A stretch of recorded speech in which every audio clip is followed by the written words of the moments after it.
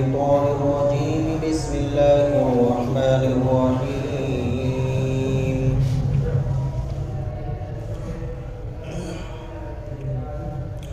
وكذلك نصرف الآيات وليقولوا درست ولنبينه لقوم يعلمون اتبع ما أوحي إليك من ربك لا إله إلا هو واعرض عن المشركين ولو شاء الله ما أشركوا وما جعلناك عليهم حفيظا وما أنت عليهم بوكيل ولا تسبوا الذين يدعون من دون الله فيسبوا الله عدوا بغير علم كذلك زينا لكل أمة عملهم ثم إلى ربهم مرجعهم فينبئهم بما كانوا يعملون وأقسموا بالله جهد أيمانهم لئن جاءتهم آية ليؤمنن بها قل إنما الآيات عند الله وما يشعركم أنها إذا جاءت لا يؤمنون ونقلب أفئدتهم وأبصارهم كما لم يؤمنوا به أول مرة ونذرهم في طغيانهم يعمهون.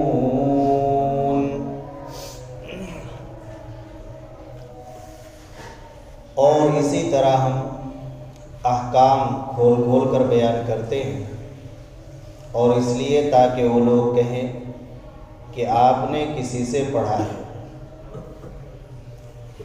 اور وَلِنُبَيِّنَهُ لِقَوْمٍ يَعْلَمُونَ اور تاکہ ہم اس کو بیان کریں کھول کھول کر ان لوگوں کے لیے جو جانتے ہیں سمجھتے ہیں.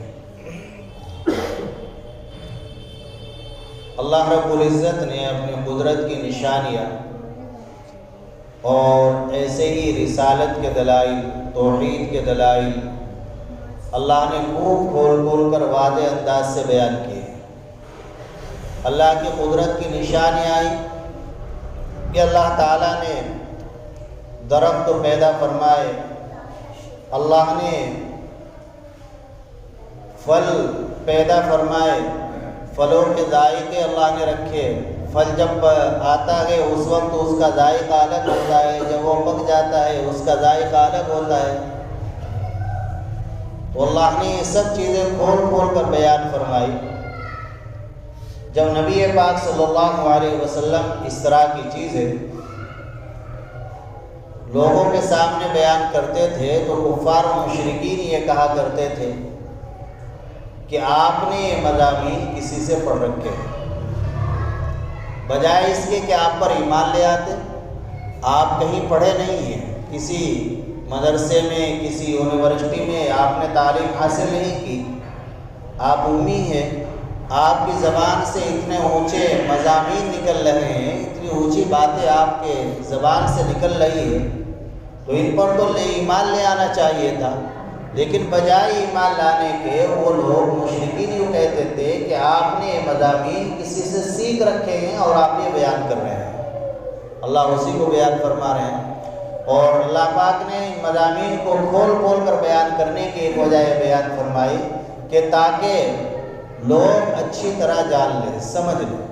ہم یہ مضامین کھول کھول کر بیان کر رہے ہیں انہی لوگوں کے لیے جو سمجھ رکھتے ہیں, جن کے اندر عقل ہے, دانش مندی ہے, جو سمجھنے کا ارادہ رکھتے ہیں, اپنے آپ کو بدلنے کا ارادہ رکھتے ہیں. کوئی بھی دلیل ہو, کوئی بھی تقریر ہو, وہ اسی آدمی کے لیے کارگر ثابت ہوتی ہے جو آدمی اپنے آپ کو تبدیل کرنا چاہتا ہے, اور جس کا ارادہ ہی اپنے آپ کے اندر چینجنگ اور تبدیلی لانے کا نہ ہو, اس کے سامنے کتنی بھی دلیلیں پیش کی جائے, کتنی بھی تقریریں کی جائے, وہ ہٹ دھرمی ہی دکھاتا ہے, مانتا نہیں ہے. اتبع ما اوحی الیک من ربک, اللہ پاک اپنے نبی پاک صلی اللہ علیہ وسلم کو حکم دے رہے ہیں کہ آپ کا کام صرف لوگوں تک بات پہنچانا ہے، میرے احکام پہنچانا ہے، تبلیغ کرنا ہے۔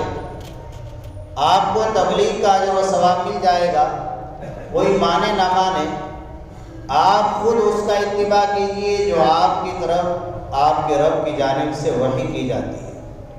آپ کو جس بات کا حکم مل رہا ہے، جو وحی آ رہی ہے، تو اس وحی کا آپ اتباع کیجیے، اس کی پیروی کیجیے۔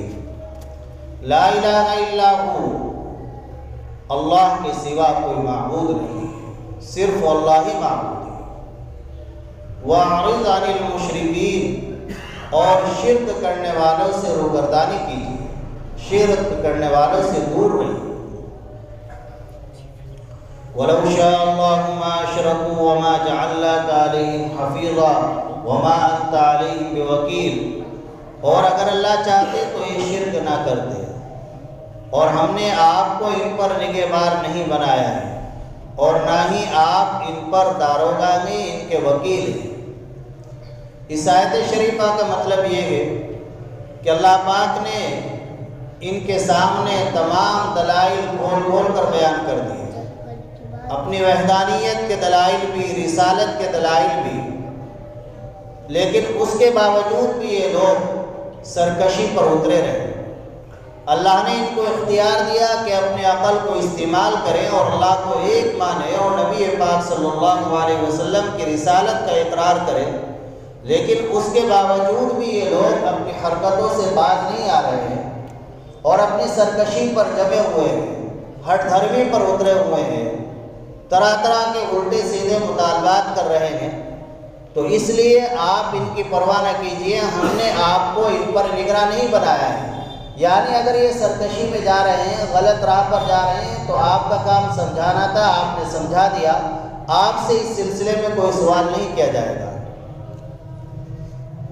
وَلَا تَسُبُّوا الَّذِينَ يَدْعُونَ مِن دُونِ اللَّهِ فَيَسُبُّوا اللَّهَ عَدْوًا بِغَيْرِ عِلْمٍ، اور آپ برا بھلا مت کہیے ان بتوں کو کہ جن کو یہ اللہ کے علاوہ پکارتے ہیں، جن کی پرستش کرتے ہیں، ورنہ یہ بھی اللہ کو برا بھلا کہیں گے، دشمنی کے طور پر، بے ادبی کے طور پر، بغیر علم کے۔ كَذَلِكَ زَيَّنَّا لِكُلِّ أُمَّةٍ عَمَلَهُمْ، اسی طرح ہم نے مزین کر دیا، خوبصورت بنا کر پیش کر دیا ہر ایک امت کے لیے ان کا عمل، پھر وہ اپنے رب کی طرف لوٹائے جائیں گے اور اللہ تعالیٰ ان کو بتلا دیں گے جو وہ کام کرتے تھے۔ یہ آیت شریفہ ہے، اس کا ایک خاص شان نزول ہے۔ ایک واقعہ پیش آیا جب یہ آیت شریفہ نازل ہوئی۔ نبی پاک صلی اللہ علیہ وسلم کے چچا ہیں جناب ابو طالب۔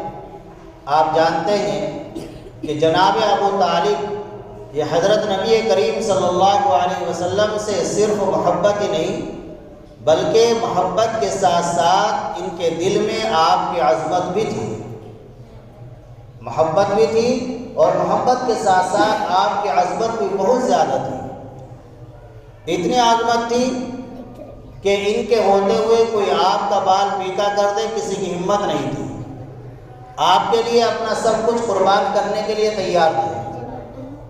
جناب ابو طالب کی وفات کا وقت قریب آیا، مرض الوفات پہ تھے، مرض الموت پہ، تو کفار و مشرکین کو ایک فکر لاحق ہوئی کہ اگر جناب ابو طالب کا انتقال ہو گیا، یہ مشرکین جو نبی پاک صلی اللہ علیہ وسلم کے کٹر دشمن تھے، اور ہر وقت ان کی فکر اور کوشش یہ رہتی تھی کہ آپ صلی اللہ علیہ وسلم کو ایذا اور تکلیف پہنچائے، بلکہ نعوذ باللہ آپ کے قتل کے درپے رہتے تھے کہ موقع مل جائے ہم آپ کو قتل کر دیں۔ تو اب ان کو یہ فکر لاحق ہوئی کہ اگر جناب ابو طالب کا انتقال ہو گیا اور ان کے بعد ہم نے ان کے بھتیجے کو قتل کیا تو اس سے ہماری بدنامی ہوگی، اور لوگ یہ کہیں گے کہ ان کے چچا کے ہوتے ہوئے تو کچھ ان کا بگاڑ نہیں سکے، اب ایک یتیم بچے کو قتل کر دیا جس پر نہ باپ کا سایہ ہے نہ چچا کا سایہ ہے۔ اس لیے جناب ابو طالب کی موجودگی میں ہی ہم اپنا مسئلہ حل کر لیں۔ تو ایک 3 رکنی کمیٹی تیار ہوئی، 3 لوگوں کا ایک وفد تیار ہوا، ابو جہل، ابو سفیان، عمرو بن عاص، اور ان تینوں نے مطلب نامی شخص کے ذریعے جناب ابو طالب سے وقت لیا کہ ہم آپ سے ملنا چاہتے ہیں۔ چنانچہ جناب ابو طالب سے ملاقات کی اور ملاقات کر کے اپنا مدعا ان کے سامنے رکھا کہ آپ کا بھتیجا ہمارے بتوں کو برا بھلا کہتا ہے، اور ہم یہ چاہتے ہیں کہ آپ کی زندگی میں یہ مسئلہ ہو جائے، حل ہو جائے، اور آپ کا بھتیجا وہ ہمارے بتوں کو برا بھلا کہنا بند کر دے، وہ اپنا کام کرتے رہیں، ہم اپنا کام کرتے رہیں۔ چنانچہ جناب ابو طالب نے حضرت نبی کریم صلی اللہ علیہ وسلم کو بلایا اور کہا کہ آپ کی قوم کے یہ سردار لوگ آئے ہیں، یہ اپنی بات رکھ رہے ہیں، ان کی خواہش اور تمنا اور ان کی درخواست یہ ہے کہ آپ ان کے بتوں کو برا بھلا کہنا چھوڑ دیں۔ نبی پاک صلی اللہ علیہ وسلم نے فرمایا کہ ٹھیک ہے، میں ان کے بتوں کو برا بھلا کہنا چھوڑ دوں گا، لیکن اگر میں ان کے بتوں کو برا بھلا کہنا چھوڑ دوں تو کیا یہ ایک ایسا کلمہ پڑھ لیں گے کہ جس کلمے کی وجہ سے یہ پورے عرب کے مالک بن جائیں گے، اور پورا عجم، عرب کے علاوہ جتنا علاقہ ہے وہ سب بھی ان کے تابع اور ماتحت بن جائے گا، ان پر بھی سرداری حاصل ہو جائے گی۔ ایک کلمہ میں ایسا بتاتا ہوں کہ اس کلمے کو یہ پڑھ لیں، اگر یہ اس کلمے کو پڑھ لیں گے تو یہ عرب کے بھی پورے ملک کے مالک بن جائیں گے، اور عرب کے علاوہ جتنے دنیا کے ملک ہیں وہ سب ان کے تابع بن جائیں گے۔ ابو جہل نے فوراً کہا کہ ایسا کلمہ ایک نہیں، میں 10 پڑھنے کے لیے تیار ہوں، آپ بتائیے ایسا کلمہ کہ جس کی وجہ سے میں پورے عرب کا مالک بن جاؤں اور عرب کے علاوہ پوری دنیا ہمارے تابع بن جائے۔ ایسا ایک کلمہ نہیں بلکہ 10 کلمے میں پڑھنے کے لیے تیار ہوں۔ حضرت نبی کریم صلی اللہ علیہ وسلم نے فرمایا کہ وہ کلمہ یہ ہے، لا الہ الا اللہ محمد رسول اللہ، اللہ کے سوا کوئی معبود نہیں، محمد صلی اللہ علیہ وسلم اللہ کے رسول ہے۔ یہ کلمہ پڑھ لو، پورا عرب تمہارے تابع بن جائے گا، پورا عجم تمہارے ماتحت بن جائے گا۔ تو یہ بات سن کر ابو جہل کو غصہ آ گیا اور وہ دل ملا اٹھا کہ یہی تو ہماری اور آپ کی لڑائی ہے، اور پھر اس نے غصے میں آ کر یہ بات رکھی کہ دیکھو، اگر آج کے بعد تم ہمیں اور ہمارے بتوں کو برا بھلا کہو گے تو پھر ہم بھی تمہیں اور جن کے رسول ہونے کا تم دعویٰ کرتے ہو یعنی اللہ کو برا بھلا کہیں گے۔ اس پر یہ آیت شریفہ نازل ہوئی اور اللہ پاک نے فرمایا، عام خطاب فرمایا، وَلَا تَسُبُّوا الَّذِينَ يَدْعُونَ مِن دُونِ اللَّهِ، کہ مشرکین جن بتوں کی پوجا کر رہے ہیں تم ان کو برا نہ کہو، ورنہ اس کے نتیجے میں وہ تمہارے خدا کو برا کہیں گے۔ تو اس سے یہ اصول نکل کر آیا کہ گناہ کا سبب بننا بھی گناہ ہے، آدمی گناہ کے کام کا سبب نہ بنے۔ وہ بے شک برے ہیں، قرآن نے ان کی حقیقت بیان کی ہے، وہ کچھ نہیں کر سکتے، کچھ نہیں بگاڑ سکتے، نفع نقصان کے کوئی مالک نہیں۔ ضعف الطالب والمطلوب، وہ تو انتہائی کمزور ہے، اتنے کمزور ہیں وہ بت کہ ان کے سامنے مٹھائی رکھی ہے وہ اسے کھا نہیں سکتے، اس مٹھائی پر مکھی بیٹھی ہے اس کو اڑا نہیں سکتے۔ یہ تو سب حقیقت بیان کی ہے، لیکن اللہ فرما رہے ہیں کہ تم ان کو برا نہ کہو ورنہ اس کے نتیجے میں وہ تم کو اور تمہارے خدا کو برا کہیں گے، تو اس برائی کا سبب نہ بنو۔ تو اس سے علماء نے لکھا ہے کہ اس آیت شریفہ سے یہ اصول اور ضابطہ معلوم ہوا کہ گناہ کا سبب بننا بھی گناہ ہے، برائی کا سبب بننا بھی برا ہے۔ جیسا کہ حضرت نبی کریم صلی اللہ علیہ وسلم نے ایک حدیث پاک میں فرمایا کہ تم اپنے ماں باپ کو گالی نہ دو۔ ایک صحابی نے عرض کیا کہ حضرت ماں باپ کو گالی دینا کیسے ممکن ہے، آدمی کیسے ماں؟ فرمایا کہ دوسرے کے ماں باپ کو گالی نہ دو، ورنہ تم دوسرے کے ماں باپ کو گالی دو گے، وہ تمہارے ماں باپ کو گالی دے گا، تو ذریعہ اور سبب تم بنے گا۔ برائی کا ذریعہ اور سبب نہ بنو، برائی کا ذریعہ اور سبب بننا بھی گناہ ہے۔ ایسے بہت سے کام ہیں کہ جو جائز ہے لیکن دوسری مصلحت کی وجہ سے نبی پاک صلی اللہ علیہ وسلم نے ان سے منع فرما دیا۔ جائز ہی نہیں بلکہ ثواب کے کام ہیں۔ بہت سی مرتبہ ایسا ہوتا ہے کہ ثواب کا کام بھی چھوڑ دیا جاتا ہے اس وجہ سے کہ وہ اس میں کوئی مفسدہ ہوتا ہے، برائی ہو۔ اس کی مثال ہے جیسے حضرت عائشہ صدیقہ رضی اللہ تعالی عنہ سے حضرت نبی کریم صلی اللہ علیہ وسلم نے ایک مرتبہ فرمایا کہ میرا دل چاہتا ہے کہ بیت اللہ کو تعمیر ابراہیمی کے مطابق کر دوں۔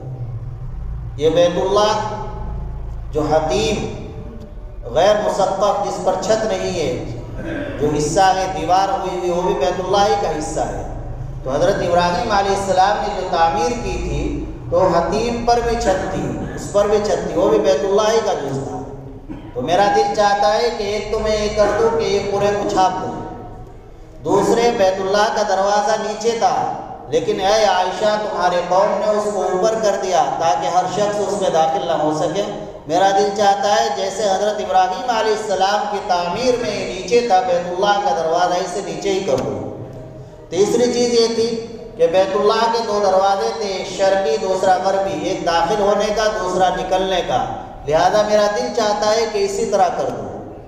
تو دیکھیے بیت اللہ کو ابراہیم علیہ السلام کی تعمیر کے مطابق کرنا ایک کار خیر تھا، ثواب کا کام تھا، لیکن نبی پاک صلی اللہ علیہ وسلم نے وہ کام نہیں کیا کہ چونکہ یہ لوگ ابھی ایمان لائے ہیں کہیں ایسا نہ ہو کہ یہ پھر ایمان سے پھر جائے اور مفسدے میں پڑ جائے، خرابے میں پڑ جائے۔ تو بہت سے نیک کام بھی ایسے ہوتے ہیں، ثواب کے کام، کہ جو کچھ خرابی کی وجہ سے، نقصان کی وجہ سے یا دوسروں کے فتنے میں مبتلا ہو جانے کی وجہ سے چھوڑنے پڑتے ہیں۔ چاہے جائے کہ جائز کام کو نہ چھوڑا جائے، تو گناہ کا سبب نہ بننا چاہیے۔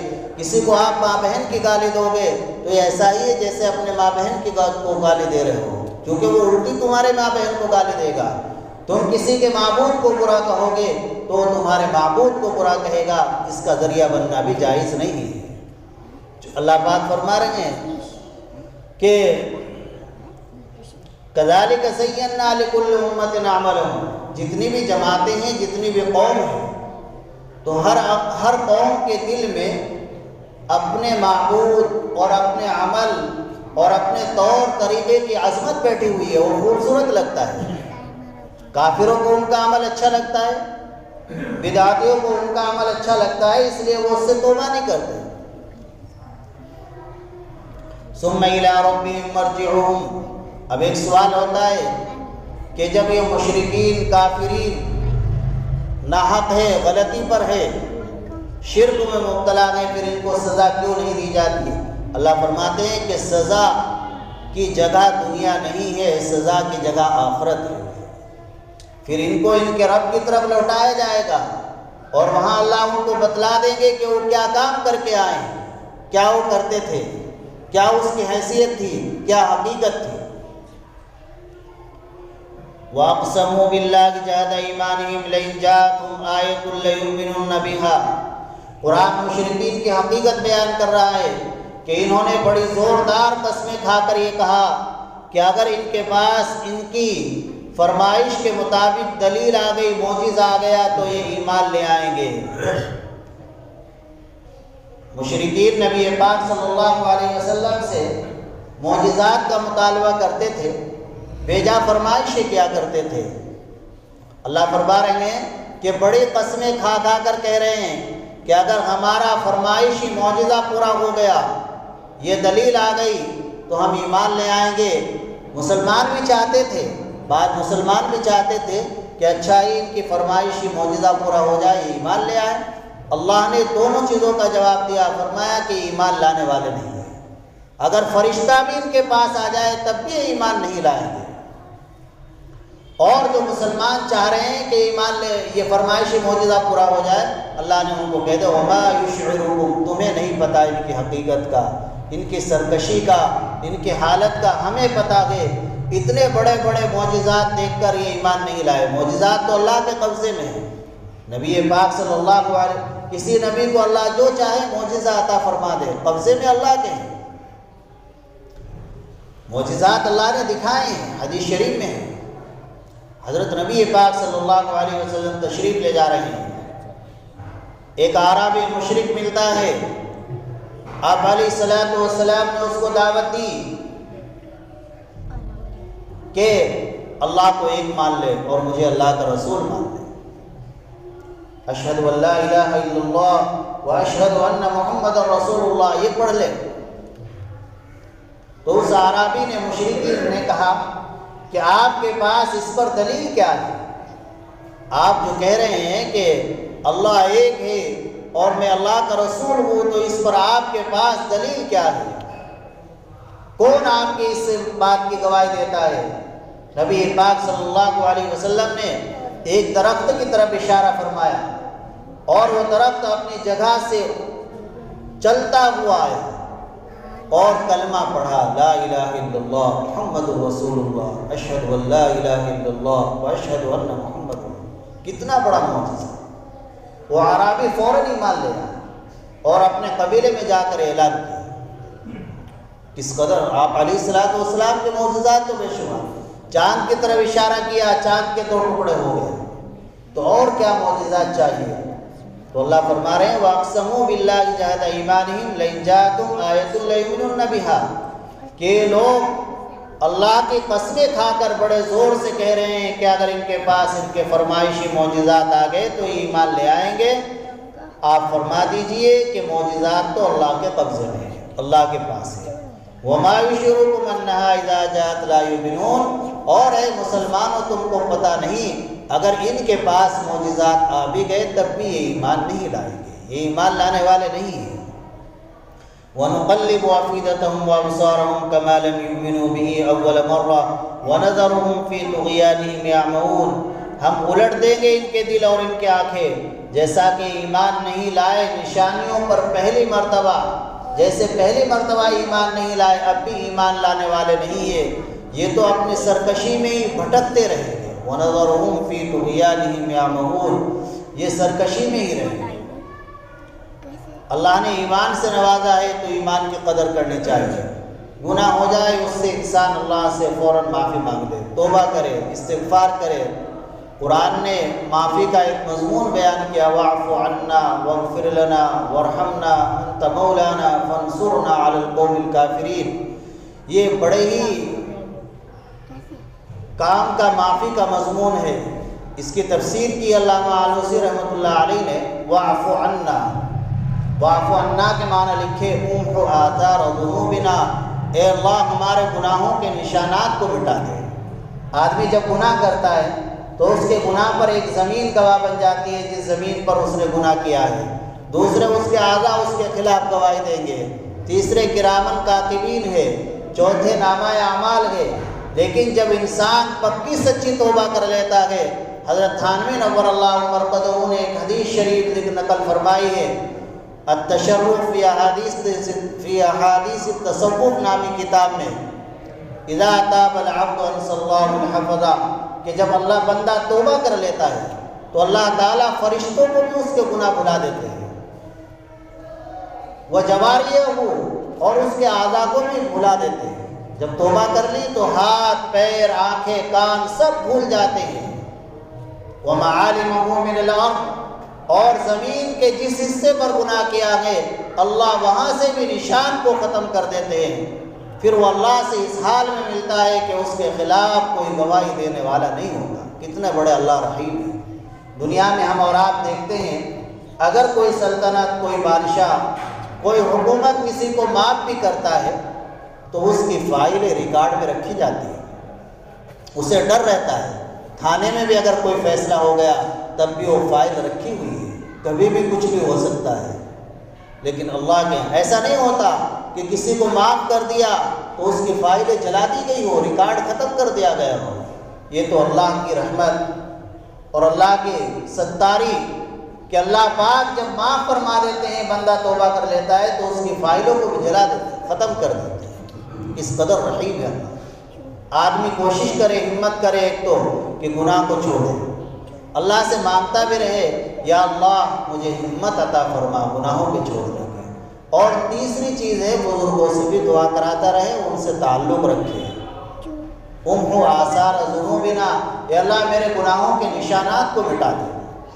واغفر لنا واعف عنا واغفر لنا، واغفر لنا کی تفسیر علامہ آلوسی رحمۃ اللہ علیہ نے کی ہے بستر القبیح و اظہار الجمیل، کہ برائی کو یا اللہ چھپا لے، میرے اندر جو برائیاں ہیں عیوب ہے ان پر تو یا اللہ پردہ ڈال دے، ستاری فرما دے، چھپا دے، اور جو اچھائیاں ہیں مولا ان کو ظاہر فرما دے۔ کتنی اچھی دعا ہے۔ ورحمنا، اور یا اللہ ہمارے اوپر رحم فرما دے۔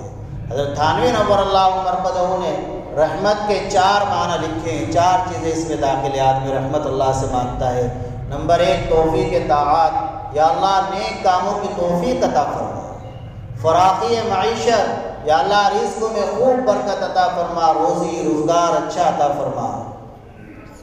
اور تیسری چیز ہے حساب کتاب کی آسانی، یا اللہ حساب کتاب میں آسانی پیدا فرما۔ اور چوتھی چیز ہے دخول جنت۔ تو سب چیزیں آ گئی۔ فانصرنا علی القوم الکافرین، اور اے اللہ کافروں کے مقابلے میں ہماری مدد فرما۔ تو اس کو پڑھتے رہنا چاہیے۔ واعف عنا واغفر لنا وارحمنا انت مولانا فانصرنا علی القوم الکافرین۔ اور اہل اللہ سے اپنا تعلق مضبوط بنانا چاہیے، اس سے بھی فرق پڑتا ہے۔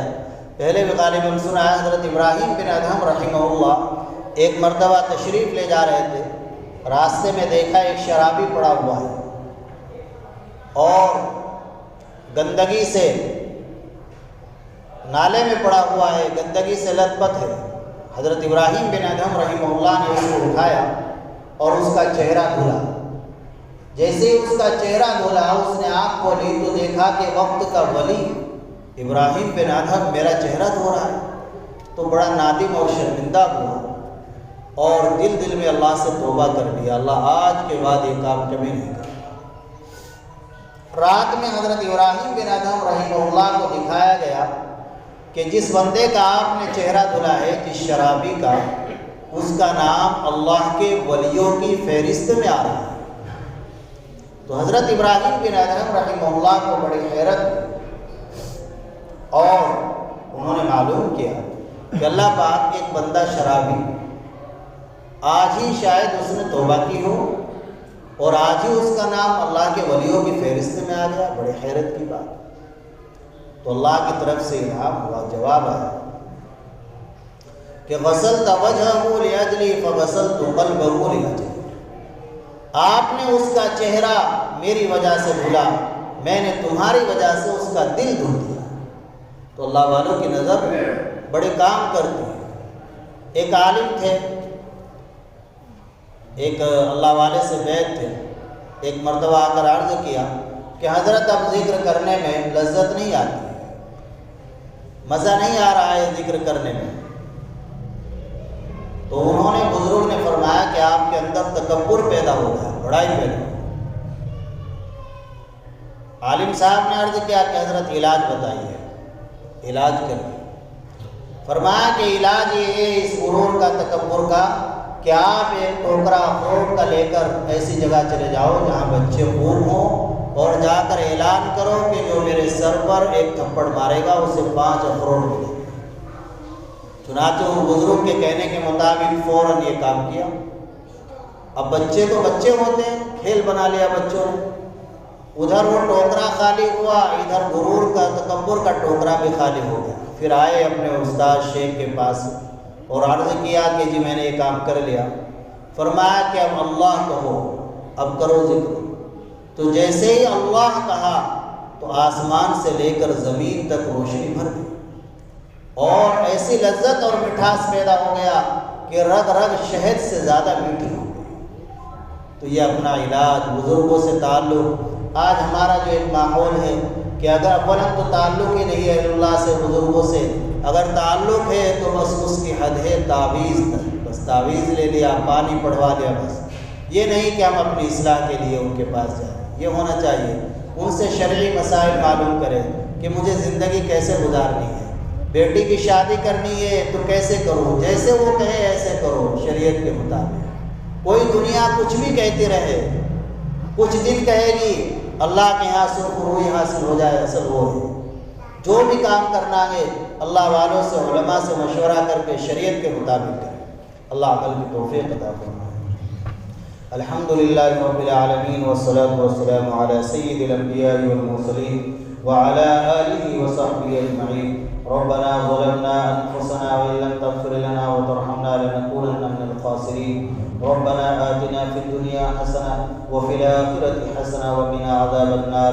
مولا کریم ہم اپنے گناہوں سے توبہ کرتے ہیں، یا اللہ اس وقت تک کے تمام گناہوں کو معاف فرما دے، آئندہ گناہوں سے بچنے کی توفیق نصیب فرما، گناہوں سے نفرت پیدا فرما، طاعات کی محبت نصیب فرما، اپنی رضا اور خوشنودی نصیب فرما، یا اللہ ایمانی جسمانی روحانی عافیت نصیب فرما، یا اللہ ایمانی جسمانی روحانی عافیت نصیب فرما، گناہوں سے نفرت پیدا فرما، طاعات کی محبت نصیب فرما، اپنی رضا اور خوشنودی نصیب فرما، یا اللہ ہمارے اس مختصر سے عمل کو اپنی بارگاہ میں قبول فرما لے، اس کو ہماری اصلاح کا ذریعہ بنا دے، ہماری نجات کا ذریعہ بنا دے، یا اللہ اپنے ان بندوں کو یہاں بیٹھے ہیں سب کو اپنے شان بہترین بدلہ عنایت فرما، سب کے جائز مقاصد کو پورا فرما، جائز ضروریات کو پورا فرما، یا اللہ پورے عالم میں امن و امان قائم فرما، فسادات کو ختم فرما، فلسطین لبنان کے مسلمانوں کی بالخصوص مدد فرما، یا اللہ انہیں اعلیٰ درجے کی فتح نصیب فرما، کامیابی نصیب فرما، دشمن کو یا اللہ شکست نصیب فرما، یا اللہ دشمن کو مغلوب فرما، دشمن کو نیست و نابود فرما، یا اللہ ہم سے مانگنا نہیں آتا لیکن آپ کو دینا آتا ہے، مولا کریم جو بھی ہمارے لیے دنیا و آخرت کے لحاظ سے خیر ہو وہ سب عطا فرما دیجیے، جو ہمارے لیے شر ہے اس سے حفاظت فرما، یا اللہ ہماری دعا کو اپنے فضل و کرم سے قبول فرما۔ صلی اللہ تعالی علیہ وسلم۔